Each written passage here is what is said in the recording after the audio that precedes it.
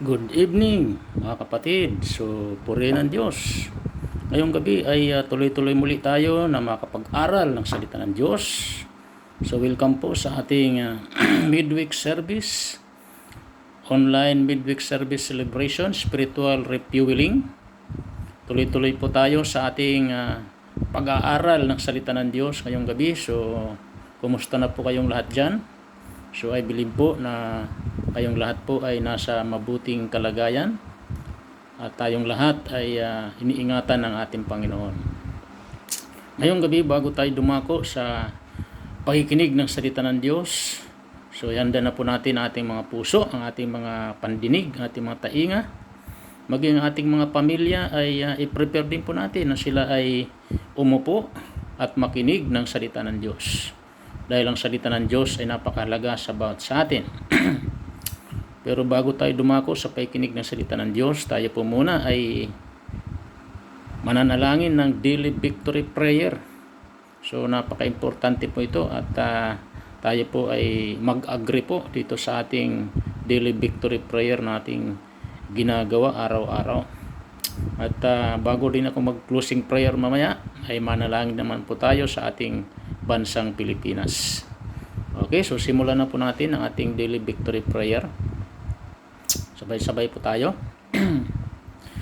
Minamahal na Ama sa langit, sa pangalan na iyong bugtong na anak na si Jesucristo at sa kapangyarihan na iyong banal na Espiritu, lumalapit po ako sa iyong banal na trono at nagpapakumbaba sa iyong harapan.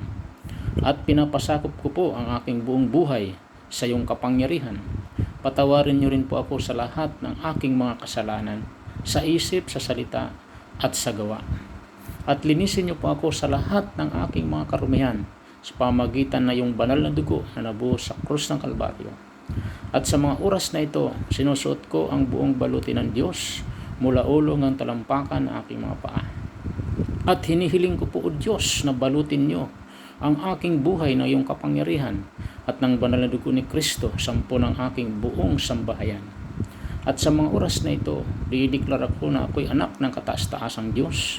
Sinasalungat ko ang dyablo. Walang sandatang nilikha ang magkakabisa laban sa akin at sa aking buong pamilya at mga angkan. Inaangking ko ang kapangyarihan ng Diyos at ng banal na Espiritu sa araw na ito, sa pangalan ni Jesucristo. Ito'y magiging masagana para sa akin at ako'y lalakad sa pag-ibig ni Jesucristo.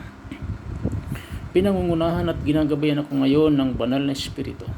Kinikilala ko ang kapangyarihang mangibabaw kay Satanas at sa lahat ng kanyang mga kampon, maging sa mga taong inaalihan niya.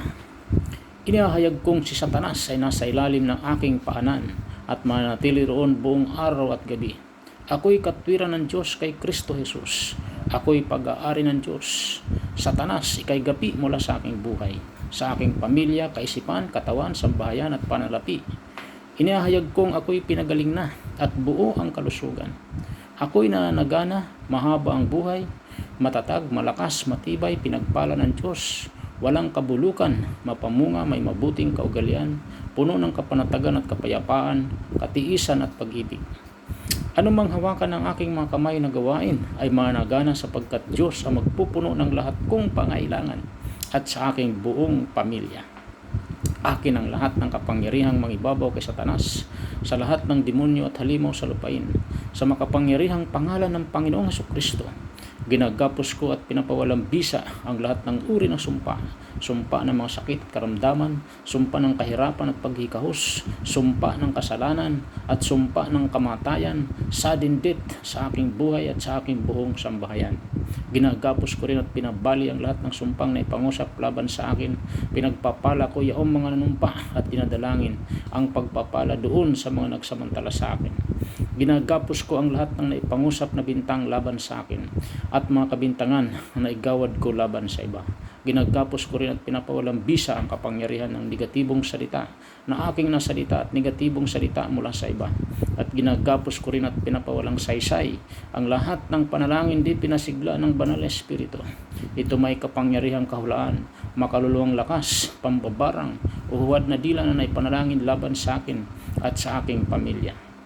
Sa pangalan ng Panginoong Jesucristo, ginagapos ko, sinasaway at pinapawalang bisa ang lahat ng espiritu ng pagkakawatak, di pagkakasundo, di pagkakaisa, awayan, galit, kamuhian, pagpaslang, pamimintas, pagmamataas, inggit, paninibugo, pagsisilos, alingasngas, paninirang puri, masamang pangungusap, pagmamaktol, pagsinungaling, maling katuruan, marayang kaloob, marayang kapahiwatigan, pagdarahop, takot sa kapusan, mga espiritu ng takot, espiritu ng pagdarabog, espiritu ng kahadlangan, mapaghiganting espiritu, espiritu ng kulto, at pambabarang, pati ng Jezebel spirit, Delilah, rina ng kalangitan at apulyon, at espiritu ng Antikristo. Ginagapos ko rin at binapawalang bisa at pinupulbos at tinudurog sa pangalan ni Jesucristo ang espiritu ng kahalayan, fornication, adultery, murder, kidnapping, carnapping, carjacking, agaw motor, agaw cellphone, maging syndicate, drug lords, calamities, karahasan, mga masamang bisyo, maging espiritu ng panlalamig, backsliding spirit, maging spirit of accident, maging manipulation spirit, controlling spirit, spirit of intimidation and dictatorship, at lahat ng uri ng espiritu na hindi galing sa Diyos, sa pangalan ni Jesucristo. Maging ang COVID-19 na yan ay inutusan kong mamatay na ngayon din at malusaw sa makapangyarihang pangalan ng Panginoong Jesucristo at sa makapangyarihang dugo ng Panginoong Jesucristo, in Jesus name. At ngayon, inaangking ko at sa aking buong pamilya ang bukas ng kalangitan at lahat ng mga pagpapala ng Diyos at ng ganap na pagtatagumpay ni Jesucristo sa aking buhay at sa aking buong sambahayan. At sa mga sandaling ito, O Diyos, dalangin ko ang kalingkurang pinatungkol mo sa akin. Pahiran mo ako ng langis, O Diyos, sa lahat ng pagkakatawag mo na gawin ko para sa iyo. Tinatawag ko mga makalangit na kahirangan, bukas na pagkakataon, pinag-adya ng Diyos ng pagkipag-ugnayan at tungkuling paglilingkod. Inaangking ko ang bakod ng pananggalang walls of fire at blood of Jesus Christ sa aking paligid, sa aking asawa at mga anak, sa buong araw at gabi. Hinihiling ko po, O Diyos, sa ngalan ni Jesucristo, na isugod niyo po ang iyong mga anghel na palibutan ako at ang aking asawa at mga anak, mga mahal ko sa buhay, sa araw na ito, at palibutan nila ang aming tahanan, mga sasakyan, kaluluwa at katawan. Sa pangalan ng Panginoong Jesucristo, dalangin ko po na ipagsanggalang na iyong mga anghel ang aming tahanan mula sa anumang panghimasok ng kadiliman, at ipagsanggalang ako at ang aking buong pamilya at mga mahal sa buhay mula sa anumang makapanakit na demonyo o iba pang panalasa sa pangatawan o kaisipan.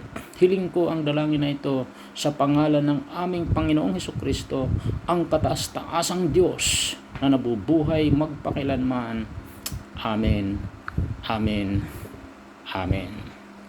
Purihin ang Diyos. Pag tayo po ay nananalangin ng sabay-sabay sa salita ng Diyos, sigurado po na tayo po ay may magandang mangyayari sa ating mga buhay. Amen. So ugaliin po natin yan panalangin araw at gabi, ang ating daily victory prayer. Okay. So once again, good evening everyone. So I'm Pastor Charlie Dakutanan from Jesus Christ Saves Global Outreach Church, Camarin Family. So tuloy-tuloy po tayo sa ating midweek service, spiritual refueling. So napaka-importante po na tayo ay nakakapakinig ng salita ng Diyos, mga kapatid. Dahil kung papaano po ang sasakyan ay kinakailangan malagyan ng gasolina para tumakbo. Higit sa lahat po ang ating buhay bilang Kristiyano, nangailangan po tayo ng gasolina araw-araw. At ang gasolinang ito ay walang iba kundi ang salita ng Diyos. Amen? Ang salita ng Diyos ay makapangyarihan. At ito po ang sanglulusaw ng lahat ng uri ng mga negativity na naririnig natin sa daigdig na ito. The moment na tayo nakakapakinig ng salita ng Diyos, pinupulbos at nilulusaw ng Panginoon sa pamamagitan ng kanyang mga salita ang lahat ng mga naririnig natin na mga negative words and negative at mga bad news sa ating daigdig na ginagalawan. Kaya ngayong gabi ay pupunta na po tayo sa pakikinig na salita ng Diyos. And our topic this evening, tuloy-tuloy po tayo sa ating series, sa ating evangelism. Okay? So binabalance po natin ang ating pag-aaral Pag midweek service po ay patungkol po sa mga pagdadala ng mga kaluluwa sa kaharian ng Diyos. At pag Sunday service naman po ay patuloy na pagpapalakas sa ating spiritual na buhay. Amen. So ngayong gabi ay nais ko pong lagyan ng title ang ating topic. Okay, so pinamagatan ko pong Why Jesus Mission on Earth Must Matter to Me. So that's our simple title ng ating topic ngayong gabi. Okay, why Jesus' mission on earth must matter to me. Tagalog, bakit ang mission ng Panginoong Jesucristo sa lupa ay kinakailangan na ito ay maging mahalaga din sa akin. Amen? So yun po yung ating pag-aaral. Open your Bible in the book of John 17 verse 18. Puntahan natin ang prayer ni Jesus. So sabi dito, Jesus prayed to the Father in the same way that you give me a mission in the world. I give them a mission in the world. Ulitin natin. Sabi dito, Jesus prayed to the Father, John 17 verse 18, in the same way that you give me a mission in the world. I give them a mission in the world. That's the Message Bible. Pagpalain ng Diyos ang pagkabasa ng kanyang mga salita. Tayo po ay yumuko at manalangin. Father, thank you this evening once again na muli kaming makakapakinig ng salita. Tunay, Panginoon, napaka-importante na lagi po kami nakikinig ng salita sapagkat ito po ang aming pagkain ng aming spiritual na buhay. Maraming salamat po na hindi ka nagsasawa na kami turuan na iyong salita upang patuloy kaming makapamuhay beyond the natural. Salamat po ng iyong mga salita namin mapapakinggan ay matatanim sa kalagitnaan ng aming puso at ito ay patuloy naming maisa sa pamuhay bilang iyong mga anak. Maraming salamat po sa napagandang mission mo sa mundong ito. Kaya ikaw ay naparito, Diyos, upang hanapin at iligtas ang mga naliligaw ng kaluluwa. Maraming salamat po. Holy Spirit, salamat din po. Kayo ang aming dakilang tagapagturo sa gabing ito. Purihin ko, Diyos, let thy name be glorified sa kabuuan ng aming pag-aaral ng salita. And help me also to preach your word, Lord, with simplicity na maintindihan ng bawat makapakinig. Salamat din po sa mga kapahayagan na yung salita na aming mapapakinggan ngayong gabi. All honor, glory, power belongs to you. In Jesus' name. In Jesus' name. Lahat po ay mag-agree ng Amen. Amen. Purihin ang Diyos. So sabi dito, Jesus prayed to the Father. So nanalangin si Jesus sa kanyang Ama. In the same way, sabi dito, that you give me a mission in the world. So binigay mo sa akin ang mission sa sanlibutan at sabi ni Jesus, I give them a mission in the world. Binibigyan ko rin sila ng mission sa mundong ito. So sino po ang pinapanalangin dito ni Jesus? Okay, sa ating binasa. Ang pinapanalangin po dito ni Jesus sa kanyang binasa, ito po yung tinatawag na pananalangin ng Panginoon sa kanyang mga disciple. Amen? So, pinagpipray ni Lord Jesus yung kanyang mga disciple. So, sino po yung mga disciple ng Panginoon? Ikaw at ako na tumanggap sa Panginoon. Pag sinabing disciple, ibig sabihin po dyan ay tagasunod ni Kristo. Pag sinabing disciple, followers of Christ, at kung ano ang pinapagawa ng Panginoong Jesucristo, yun ang kanyang ginagawa. That's disciple. Amen? Pag sinabing disciple, isang taong nabago ang buhay, na ilagay sa tama ang kanyang buhay. Kaya, that's a disciple. That's a putting life into order. Okay? So, ang pinagpipray ni Jesus po dito, yung kanyang mga disciple. Amen? Kaya sabi niya, Jesus prayed to the Father in the same way that you give me a mission in the world. So, binigyan mo ako ng mission sa daigdig na ito. So, ano ang mission na na binigay ng Ama kay Jesus. Ang mission na binigay ng Ama kay Jesus is Luke 19 verse 10. Ano po yun? To seek and to save the lost. Amen? Napag-aralan na po natin yan sa mga nakaraan nating pag-aaral. Okay, fulfilling the mission of Jesus Christ. So, yun po yung pinag-aralan natin ng mga 2 weeks ago. So napaka-importante po na maintindihan natin ang mission natin. Why God called us. Why God translated us from the kingdom of darkness to the kingdom of Jesus Christ, kingdom of light. So, may mission na ibinigay sa atin ng Diyos. So, kung ano ang mission na ibinigay ng Ama kay Jesus, yun din yung mission na binibigay ng Panginoong Jesus sa atin. Kaya sabi dito, Jesus prayed to the Father in the same way that you give me a mission in the world. Yun yung prayer ni Jesus sa kanyang Ama. Na binigyan siya ng Ama ng mission sa daigdig na ito. At ang mission na binigay ng Ama sa kanya, yun na po nabanggit ko kanina, Luke 19 verse 10. To seek and to save the lost. Okay? So yun yung binigay ng Ama na mission kay Jesus Christ. At natapos ni Jesus yung mission na binigay sa kanya ng Ama within 3.5 years na kumpleto ni Jesus yung mission na yun. Na siya ay namatay sa krus. Okay, siyempre pinanganak muna siya ni Maria. Okay? So after ng kanyang kapanganakan, namatay siya sa krus. Tinanggap niya yon. Tiniis niya lahat ng hirap para sa iyo, para sa akin, dahil mahal niya tayo. Okay? So nirescue niya tayo, tinubos niya tayo mula sa tiyak na kapahamakan sa impyerno.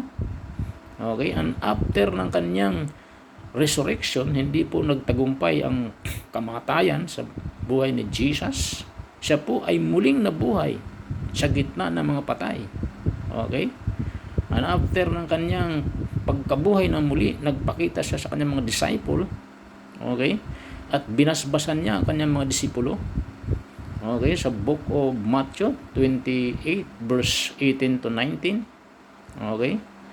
And after that, ay ibinilin niya sa kanyang mga disciple. Sabi niya, lahat ng kapangyarihan ay binigay na sa akin ng Ama, sa langit at sa lupa.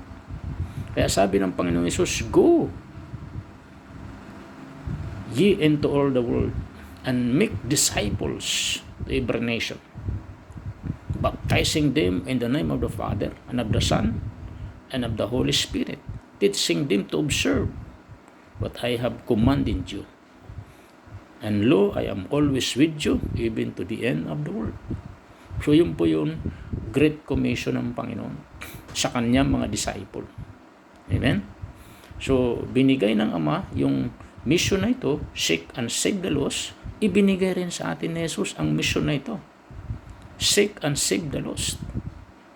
Amen? Kaya pagdating sa Mark 16:15, ano sabi ni Jesus sa kanyang mga disciple? Go into all the world and preach the gospel to every creature. So humayo kayo sa buong sanlibutan at ipangaral ninyo ang mabuting balita sa lahat ng nilalang. Amen? So that's the commandment of our Lord Jesus Christ. Okay? So yun po, malinaw po yung mission natin bilang mga anak ng Diyos. Seek and save the lost. Amen? Kaya ang ating title ng ating pag-aaral na ito, Why Jesus' Mission on Earth Must Matter to Me. Okay? So bakit ang mission ng Panginoon dito sa lupa ay mahalaga, dapat na maging mahalaga rin ito sa atin bilang mga anak ng Diyos. Pahalagahan po natin. Okay? Okay, so take note. Personalin natin ito. Okay?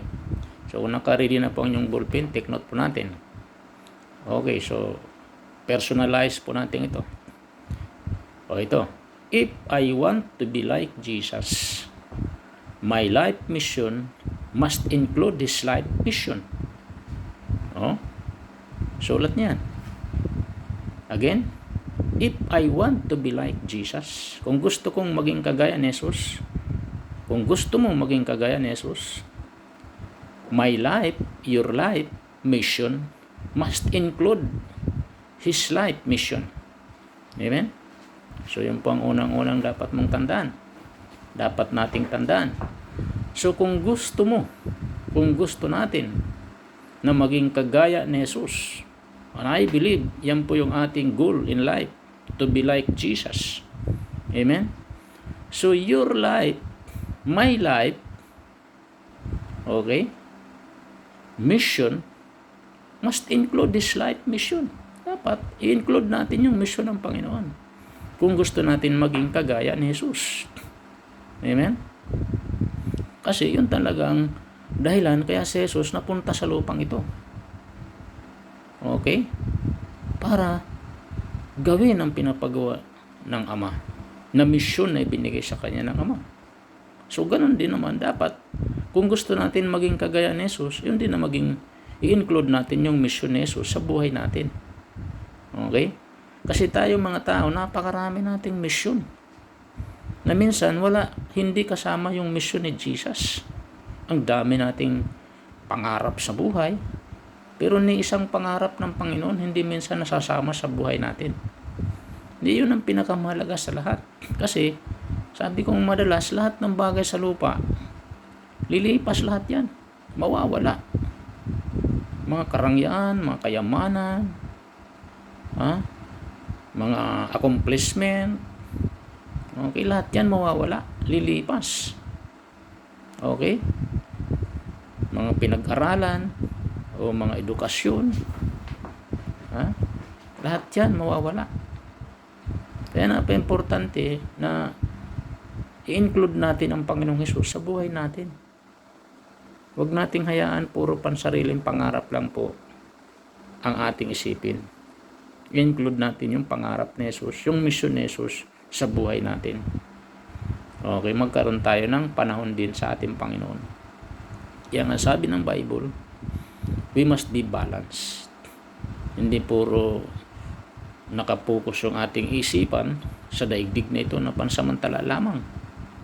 Diba, sabi nga ng Bible, alam na natin yung salita ng Diyos, that sabi ng Bible, the world passeth away.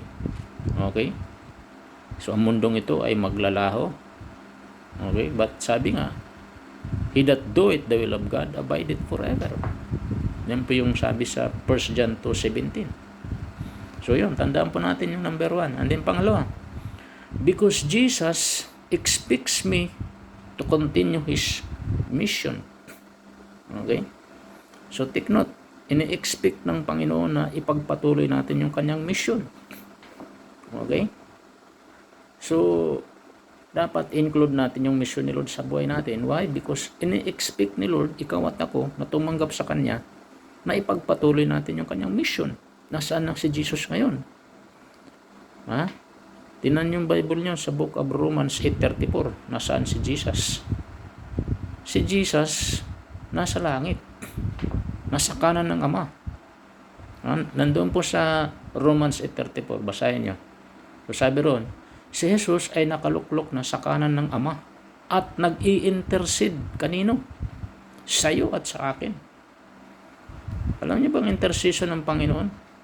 Ang in-intercession ni Lord sa iyo, magpagamit ka na sa Kanya. So, magkaroon ka ng panahon para sa Kanya. Magkaroon ka ng intimate relationship sa Panginoon, sa Kanya. Nauuhaw si Lord.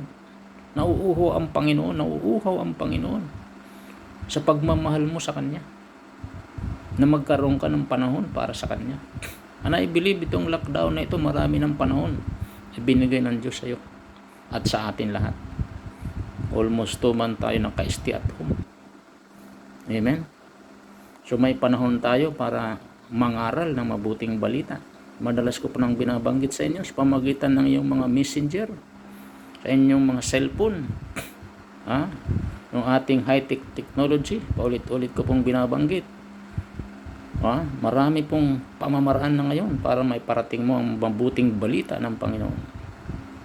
Para ang misyon ng Diyos ay may sagawa mo sa pamagitan ng social media sa panahong ito. Amen? Mabilis na makarating sa lahat ng mga kaibigan mo, mahal mo sa buhay, saan mang panig ng daigdig. Sabi ko nga sa inyo, pagkatapos po ng preaching, ng Sunday service ating FB Live.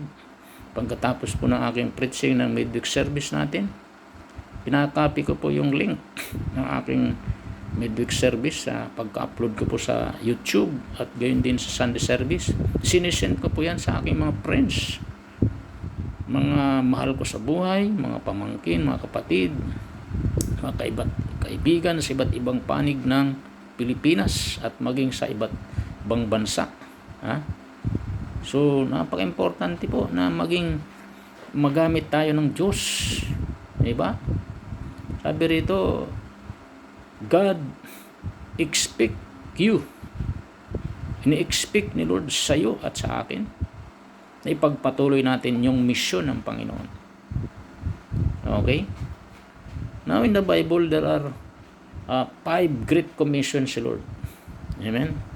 The 5 great commission of Jesus Christ. Ano yung 5 great commission ng Panginoon sa Bible? Pero siyempre, number 1, yung Matthew 28:19-20. Okay? Akala natin isang great commission lang si Lord, no? Pero mayroon 5 na great commission ng Panginoon. At ang pinaka-major dito ay Matthew 28:19-20. Akala ko dati isa lang yan eh. Hindi, 5 pala yan. So ano yung 5 great commission ni Jesus? First, Matthew 28:19-20. Ano sabi niyan? Therefore, go and make disciple of all nations, baptizing them in the name of the Father and of the Son and of the Holy Spirit, and teaching them to observe everything I have commanded you, and surely I am with you always to the very end of the age. Yun po yung nabanggit ko kanina. So sabi ng Panginoong Hesus, kaya nga humayo kayo, gawin ninyong alagad ang lahat ng bansa. O yun ang puso ng Diyos, maging alagad ang lahat ng bansa. Amen? Maging alagad ang buong Pilipinas, maging alagad ng Panginoong Hesus. Maging alagad ng Panginoong Hesus ang lahat ng bansa sa buong Asia, sa buong Europa, sa buong United Kingdom, sa buong United Nation, at sa lahat ng bansa sa buong mundo ay maging alagad ng Panginoon. Pag sinabing alagad ay tagasunod ng Panginoon. Amen? So yan po ang puso ng Diyos. Iniutos yan sa lahat ng mga disipulo ng Panginoon. Amen? At sabi ng Diyos, bautismuhan nyo sila sa pangalan ng Ama, ng Anak at ng Espiritu Santo. At turuan mo silang sumunod sa lahat ng pinag-uutos ko. At ang pangako ng Diyos, pag ginagawa natin ito, wow! Sabi niya, and surely I am with you always to the very end of the age. At sigurado na sabi ng Panginoon, kayo, ako'y lagi ninyong makakasama hanggang sa katapusan ng daigdig. Gusto niyo bang samahan ka ng Diyos sa iyong buhay sa daigdig na ito? Gawin natin ang pinapagawa ng Diyos sa atin. Go and make disciple. Pangaral natin ang mabuting balita. Amen? Pangalawa, na Great Commission ni Lord, Mark 16:15, nabanggit ko na kanina, sabi na, you are to go into all the world and preach the good news to everyone, everywhere. Yun yung pangalawa, na Great Commission ni Lord. You are to go into all the world and preach the good news to everyone, everywhere. So humayo kayo sa buong sanlibutan, sabi rito, ipangaral ang mabuting balita sa lahat at sa iba't ibang lugar ng buong daigdig. Everywhere. Amen? Saan mang dako.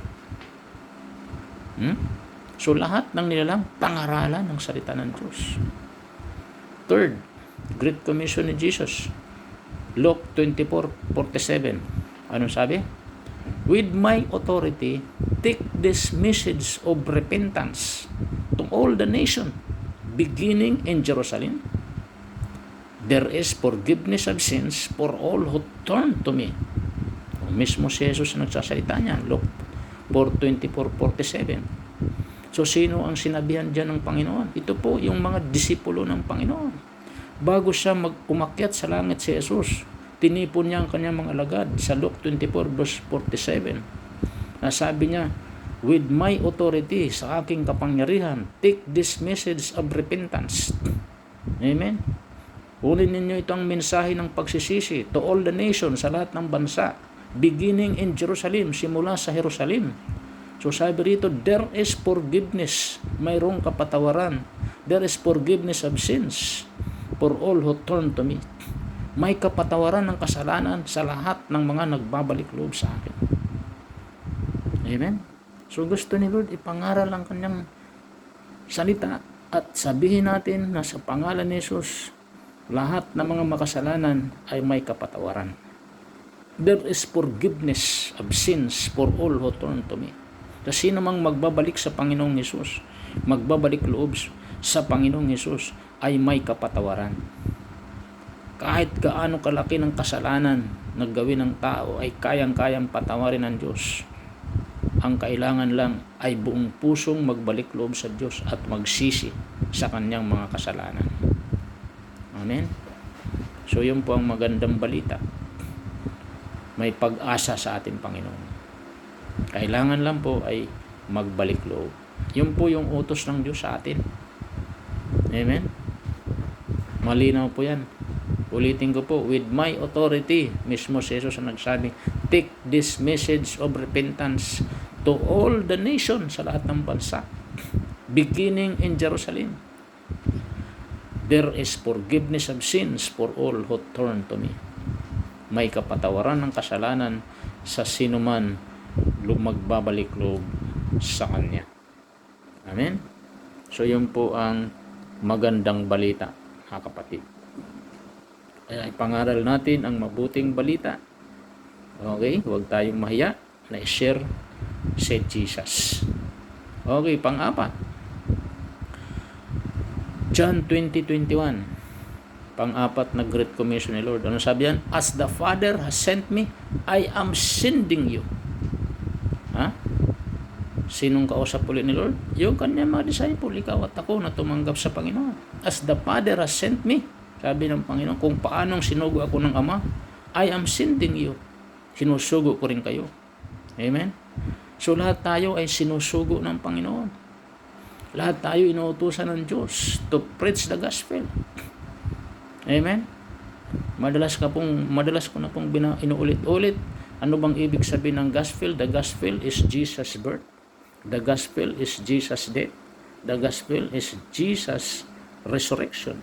So ipinanganak si Jesus para tubusin tayo sa ating makasalanan at siya'y namatay para tayo po ay iligtas sa tiyak na kapahamakan sa impyerno at muling nabuhay ang Panginoong Hesus upang ang lahat ng nananalig sa Kanya ay magkaroon ng buhay na walang hanggan. Amen? Yun yung mabuting balita. So, sinusugo tayo ng Diyos upang ipahayag, ipangaral ang mabuting balita na kay Jesus may pag-asa, kay Jesus may kaligtasan, kay Jesus may buhay na walang hanggan, kay Jesus may pagbabagong buhay, kay Jesus may kagalingan sa lahat ng uri ng mga sakit at karamdaman. Kay Jesus, ang mga nanghihina ay makakatanggap ng kalakasan.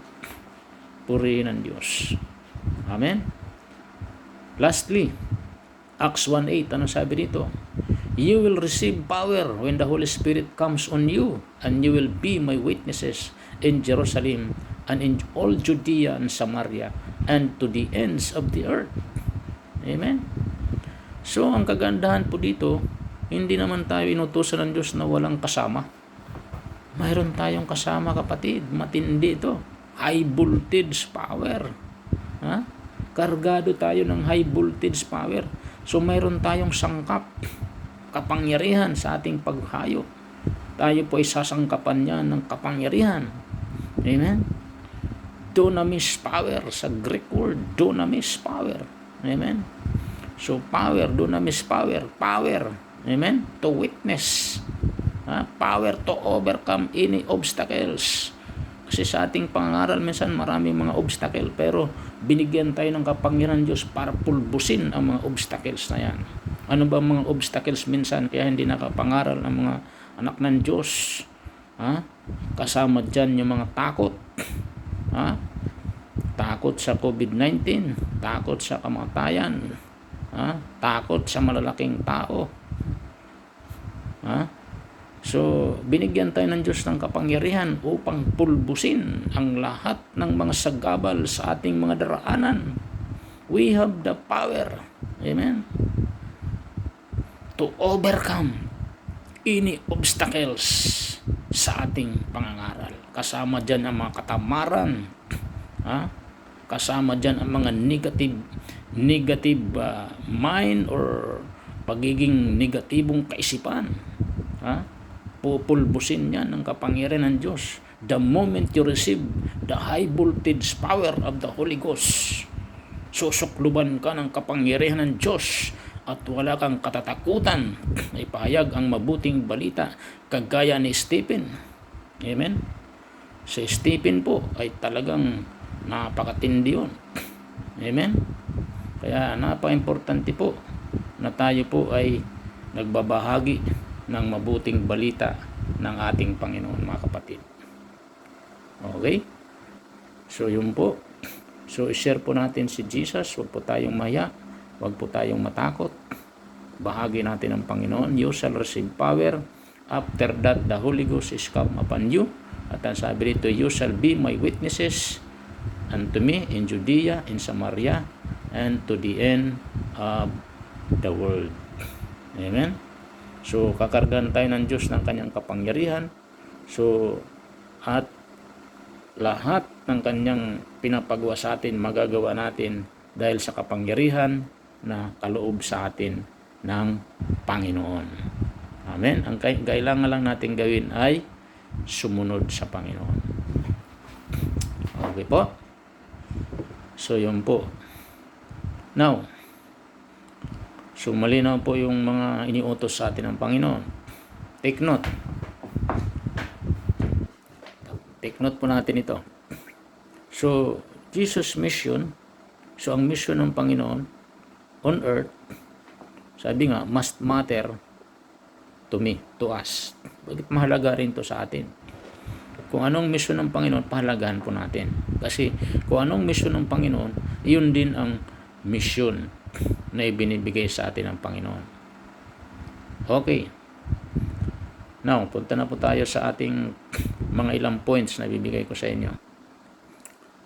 Okay, number 1 na points. Sharing the good news is my responsibility. Okay, so take note. Sharing the good news is my responsibility. So, you and me, ikaw at ako, ay responsible to share the good news. Bilang mga anak ng Diyos. Okay, bilang mga tumanggap sa Panginoon. Lahat tayo ay responsible to preach the good news. Ezekiel 3:18, ano sabi ron? You must warn them so they may live. If you don't speak out to warn the wicked to stop their evil ways, so they will die in their sin, but I will hold you responsible for their death. Amen? So, mga kapatid, intindihin po natin yung Ezekiel 3:18. So, you must warn. So, warningan ninyo sila. Sino yun? Ikaw at ako na mga tumanggap sa Panginoon. So, they may live upang sila'y mabuhay. If you don't speak to warn the wicked, pag hindi ka magsasalita, hindi mo ibubuka yung bibig mo para warningan ang mga sama, to stop their evil ways, para tumigil sa kanilang masamang ginagawa. So they will die, mamamatay sila in their sin, sa kanilang kasalanan. But, ito ang masaklap, I will hold you responsible for their death. So ibig sabihin, kung mayroon kang nakita na mga namumuhay sa kasalanan, hindi mo winarningan, alam mo na masama ang kanilang ginagawa, tinikom mo lang yung bibig mo dahil ikaw ay nahihiya, natatakot, na sila'y pagsabihan. Sabi ng Bible, mamamatay sila sa kanilang kasalanan. Why? Because the Bible says in Romans 6:23, for the wages of sin is death. Yun ang kabayaran ng kasalanan. Madalas kong binabanggit, 3 uri ng kabayaran ng kasalanan. First is spiritual death. The second is physical death. And then the third, eternal death. Ang pinakamasaklap dyan, yung eternal death, na itatapon sa dagat-dagatang apoy. Amen? So, we need to warn yung mga alam mo na namumuhay sa kasalanan, alam mo, nakikita mo, you need to warn. Kailangan warningan natin sila. Nasa kailan na yun kung pakikinggan kanila o hindi. O kaya maaaring magalit pa sila sa iyo dahil winarningan mo. Ha? Pero kaya mo ginagawa yun dahil mahal mo sila. Okay? Kung hindi mo sila mahal, hindi mo na papaalam yung katotohanan. Pero dahil mahal mo sila, kaya mo sila winarningan. Ngayon, hindi sila nakinig sa warning mo, wala ka nang sagutin. Pero kung ititiko mo yung bibig mo habang buhay, nakikita mo yung ginagawa niya ay puro kabaluktutan, kasalanan, salungat sa kalooban ng Diyos. Natatakot kang sila'y pagsabihan. Pag sila'y namatay sa kasalanan, responsible ka sa kanilang buhay. Malinaw po dito, but I will hold you responsible for their death. Kaya kailangan wag po tayong mahiya, wag po tayong matakot. Pagsabihan, warningan yung mga nakikita natin na namumuhay sa kasalanan. Take note, 1 Corinthians 9 verse 16, telling the good news is my duty, something I must do. And how terrible it will be for me if I do not tell the good news. Yun ang sabi ni Apostol Pablo. Matindi yan. How terrible it will be for me if I do not tell the good news. How terrible. Kaya dapat ganoon din po tayo. Kung ano po yung sinasabi ni Apostol Pablo, magandang tularan natin si Apostol Pablo. Pag hindi natin binabago yung mabuting balita, how terrible. Kaya telling the good news, sabi nga rito, is my duty. So our duty is to tell the good news. Your duty is to tell the good news. My duty is to tell the good news. Huwag tayong tatamarin to tell the good news. Amen? So awa ng Diyos, simulang mag-lockdown po. 2 months ago na po ay hindi pa ako nanghihinayang. Hindi pa ako nanghihinawa to tell the good news. Amen? So to tell the good news, siyempre involve lahat ng sarili mo. Involve yung bibig mo, magsasalita ka. Involve yung ano mo, yung energy mo. Involve yung time mo. Involve din yung wallet mo. So siyempre, bago mo i-upload sa YouTube, magpapaload ka. Okay? Pero awa ng Diyos ay mag 2 months na lockdown, tuloy-tuloy po na ako nagsishare ng gospel. Tuloy-tuloy rin po ang aking pagpapaload. So God will provide. Amen? Yan ay para sa kaharian ng Diyos. Huwag tayong manghinayang. Huwag kang manghinayang sa energy mo, sa time mo, sa bibig mo. Bukas mo yung bibig mo. Tell the good news. Huwag kang manghinayang sa pagpapaload. Kasi sa panahon ngayon, siyempre pagaganahin mo yung data mo, yung ano mo, wifi mo, para maipahatid mo ang mabuting balita. Huwag kang manghinayang. Sabi nga ng Bible, our labor in the Lord is not in vain. So lagi nating tandaan, lahat ng bagay sa lupa temporary. Mag-invest po tayo ng mga panghabang panahon. Ito po yung ating investment sa kaharian ng Diyos. Amen? Take note, if I am a Christian, my mission is not optional. So kung Kristiyano kang totoo, ang mission mo hindi pakiusap. Hindi nakikiusap si Lord. Anak, pwede bang humayo ka? Anak, pwede ba i-share mo mabuting balita ko? Hindi ganon.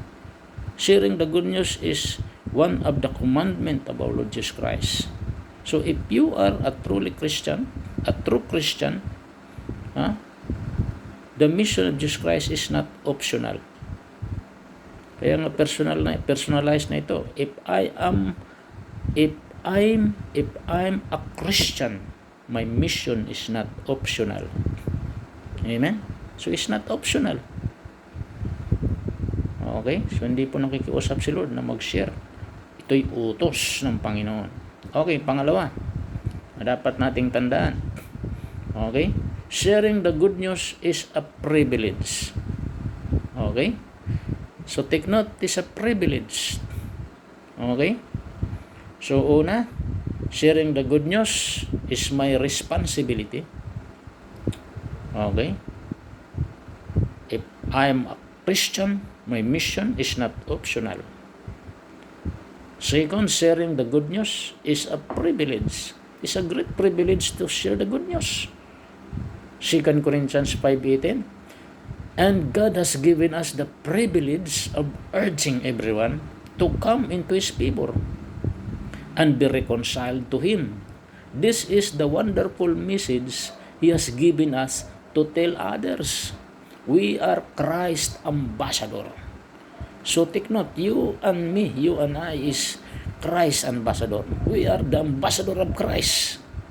And we are representing Jesus here on earth as ambassador of Christ. We are representing Jesus here on earth. Amen? So pag tayo ambassador, it's a great privilege to become ambassador of Jesus Christ. Amen? So sharing the good news is a great privilege. Malinaw po ang ating binasa sa 2 Corinthians 5:18. Nandun po yung salitang privilege. Ulitin ko po, and God has given us the privilege, amen, of urging everyone to come into His favor and be reconciled to Him. This is the wonderful message He has given us to tell others. Amen? And we are Christ's ambassador. Tayo po ay ambassador ng Panginoon. Romans 1:16, ano sabi ni Pablo? New Century Version, ano sabi dito? I am proud of the good news. Why? Because it is the power of God uses to save everyone who believes.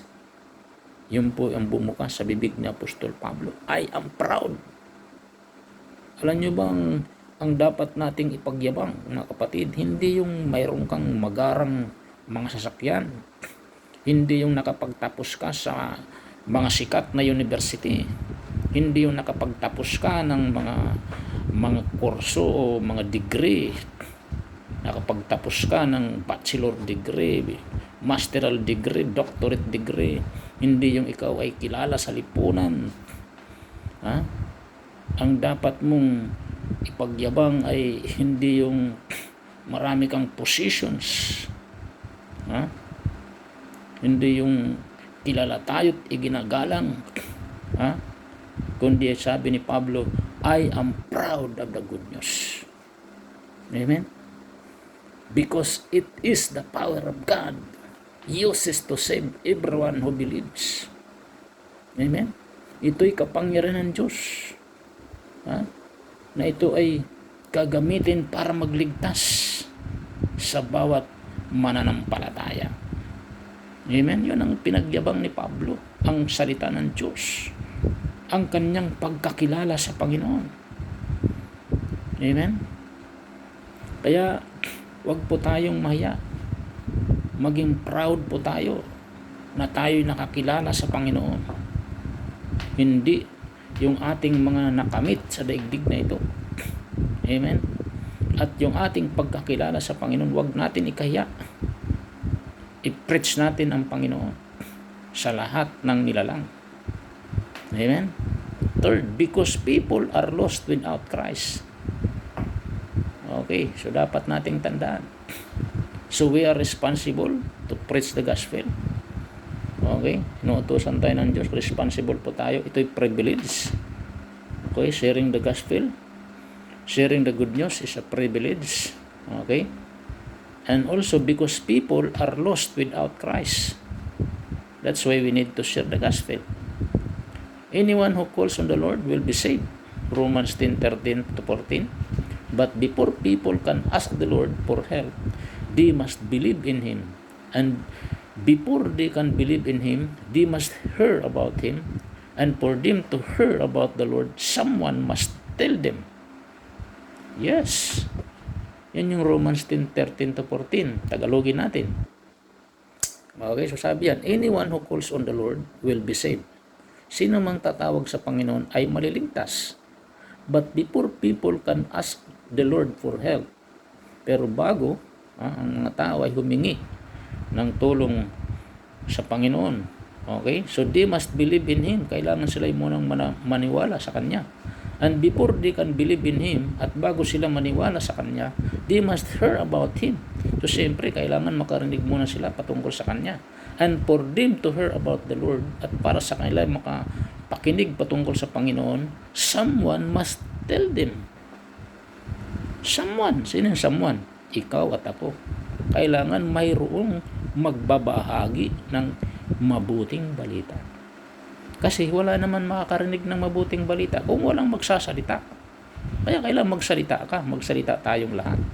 At i-preach natin ang Panginoon. Okay? Then fourth, because God wants everyone saved. Okay? Yung pong katotohanan. That's why we need to preach the gospel. So, because God wants everyone saved. Nais ng Panginoon lahat ay maligtas. So, ayaw ni Lord na isa man mapahamak sa impyerno. 1 Peter 3 verse 9, ang sabi ron, the Lord is not slack concerning His promise, as some count slackness, but is long-suffering toward us, not willing that any should perish, but that all should come to repentance. So, take note, not willing that any should perish.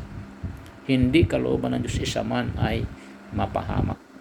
So yun po, kaya napaka-importante na tayo po ay mag-share ng gospel. Yun yung gawin natin yung mission ng Diyos. Seek and save the lost. Take note, God wants all men to be saved and to come to the knowledge of the truth. Amen? So gusto ni Lord lahat ng tao ay maligtas. Okay? At ang lahat ay makakilala at makaunawa, malaman ang katotohanan patungkol sa Panginoon. So God wants all men to be saved and to come to a knowledge of the truth. 1 Timothy chapter 2 verse 4. 2 Peter 2 verse 9, God does not want anyone to be lost, but He wants all people to change their hearts and lives. Amen. New Century Version. God does not want anyone to be lost. So take note, hindi kalooban ng Diyos. Hindi gusto ng Diyos bawat isa ay mawala. But He wants all people to change their hearts. Subalit gusto niya lahat ng tao ay magbago ng kailang puso and lives, at ang mga buhay nila ay magbago. Amen? Yun ang puso ng Diyos. Hallelujah. Now, that you know this, what is your response? So, ano ba yung mga response natin? So, ano yung mga dapat maging response natin sa mission na ito ng Panginoon? Okay? Bibilisan ko lang po. Acts 20 verse 24. I want to carry out the mission received from the Lord Jesus. So, the mission of testifying to the good news of God's kindness. So, Pablo pa rin po yan. So, ano sabi ni Pablo? I want to carry out the mission I received from the Lord Jesus. The mission of testifying the good news of God's kindness. So, dapat ang maging response po natin ay maging kagaya ni Pablo. We need to carry out the mission. Kunin natin yung mission na ito. Tanggapin natin yung mission na ibinigay sa atin ng Panginoon. Amen? So, yun po ang salita ng Diyos sa araw na ito. So, nawa ay may naintindihan po tayo. Okay? Sa mission ng Panginoon. At sabi nga ng ating title sa ating pag-aaral, napaka-importante po na maintindihan po natin yung title, Why Jesus' Mission on Earth Must Matter to Me. Amen? So, si Jesus po ay naparito upang hanapin at iligtas ang mga kaluluwa. Dapat mahalaga sa atin ang mission ng Panginoon, mahalaga rin po sa atin. At gawin natin kung anong pinapagawa, kung anong binigay sa atin ang mission ng ating Panginoon. Simple lang naman, seek and save the lost. Okay? Hope na naintindihan po natin ang mensahe ng Diyos ngayong gabi. So tayo po ay yumuko at manalangin. Amen. Panginoon, salamat po sa lahat po ng mga nakinig ng salita. Panginoon, dalangin namin ang bawat salitang aming napakinggan ay ito ay hindi mawala sa aming puso at isip, at nawa ay may sa gawa namin ito, may sa pamuhay, Tunay Lord, napaganda po ang iyong paalala sa amin. Sabi nga sa aming title, Why Jesus Mission on Earth Must Matter to Me. So, napaka-importante po, napahalagaan din po namin ang mission na ibinigay ng Ama kay Jesus, Panginoon, to seek and to save the lost. Maging mahalaga rin po ito sa amin, Panginoon, Lord, at ang mission na ito, Panginoon, Lord, na sabi nga, kami ay kung gusto namin maging kagaya ng Panginoong Jesus, if I want to be like Jesus, my life mission must include His life mission. Thank you, Lord Jesus. Hallelujah. Purihin ka, Panginoon. At sa umagang ito, sa gabing ito, dalangin ko po na patuloy, Panginoon Lord, na may sagawa namin ang misyon na pinagkatiwala mo sa amin. Tulungan niyo po kami, O Diyos, Lord, na amin pong maisagawa ang misyon mong ito, Panginoon. Pangaral ay mabuting balita sa lahat ng nilalang gawing disipulo ang lahat ng bansa, Panginoon. In Jesus' name, hanapin at iligtas ang mga naliligaw ng kaluluwa. Ipangaral ang iyong pangalan, O Diyos, na sa iyong pangalan ay mayroong kapatawaran ng kasalanan sa sinumang magbabalik loob sa iyo, Panginoon. Maraming salamat po. Hallelujah. Sa oras na ito, sa mga hindi pa po tumanggap sa Panginoong Hesus, taas nyo lang po yung kanang kamay at sabayan nyo maiksing panalangin. Sabihin nyo po, Panginoong Diyos na makapangyarihan sa lahat, lumalapit ako sa iyo.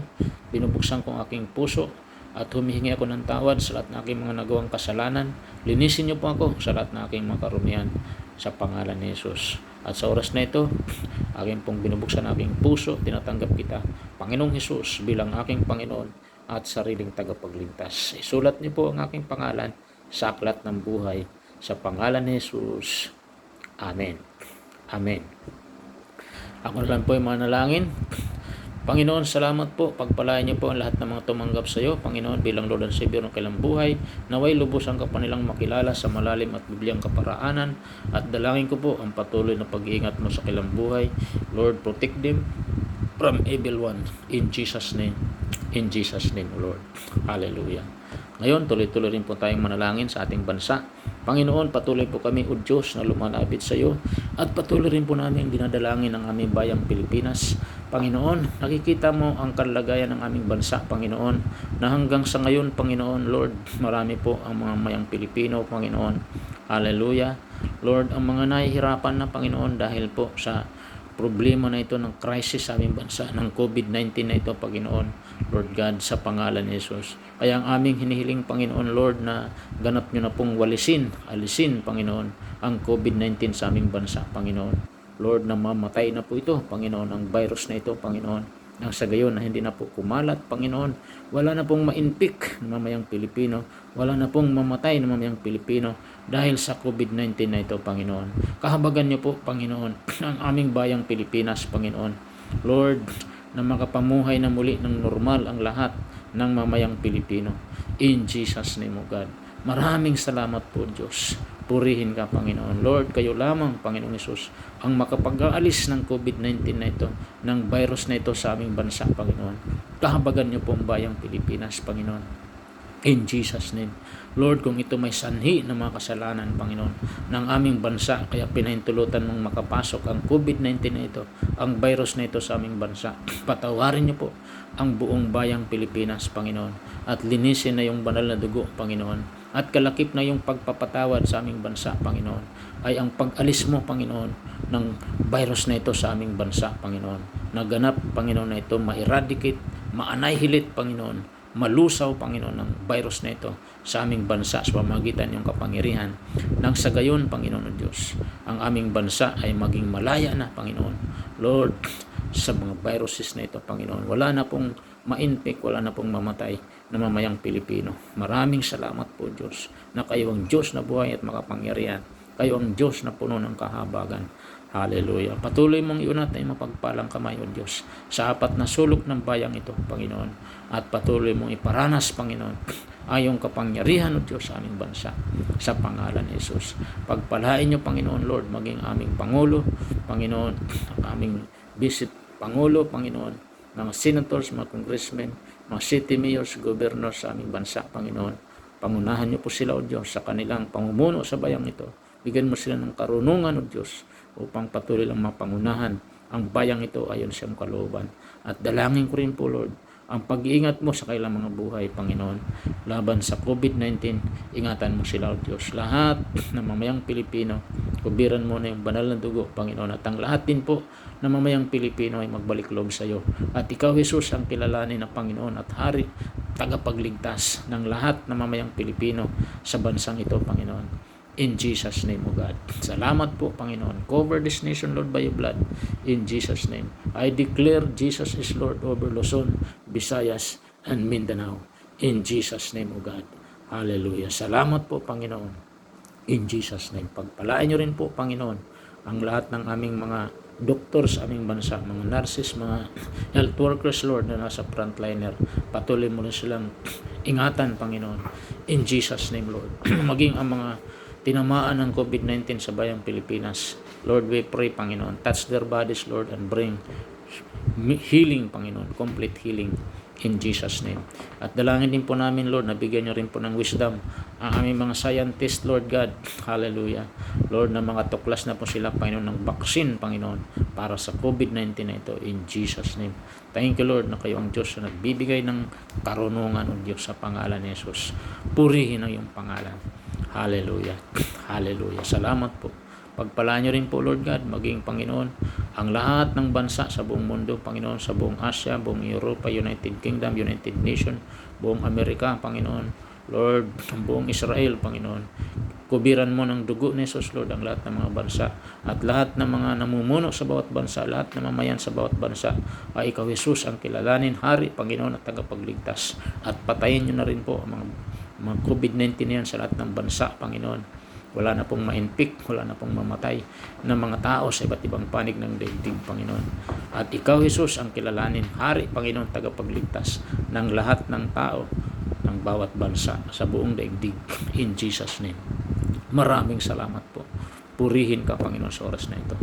Hallelujah, Lord. Pagpalaan nyo rin po, Diyos, ang kabuuan din po ng Body of Christ sa buong Pilipinas, ang mga tunay na pastor, tunay na lingkod mo, mga missionaries sa iba't ibang panig ng daigdig. Ingatan nyo rin po, Lord. Kayo din, Panginoon, ang lahat, Panginoon, ng mga pastor ng GCSGO.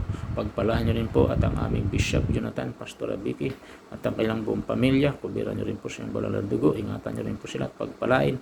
At ang kabuuan ng GCSGO, Kamarin Family. Pagpalahan nyo rin po lahat ng mga pamilyang dumadalo sa GCSGO, Kamarin Family, at gawin niyo pong soul winning machine ang church na ito at patuloy pang ini-supply ang pangailangan spiritual, physical, financial, material, emotional. Thank you for walls of fire, walls of protection, Lord, sa buong GCSGO, Kamarin Family, in Jesus' name. Maraming salamat po, maging sa lahat po ng nanood ng video ito, ng online midweek service celebration, spiritual refueling. Pagpalain niyo po sila, Panginoon, in Jesus' name. Touch their lives, Lord, ang lahat ng mga may karamdaman. Touch their bodies, bring complete healing. In Jesus' name, O Lord. Hallelujah.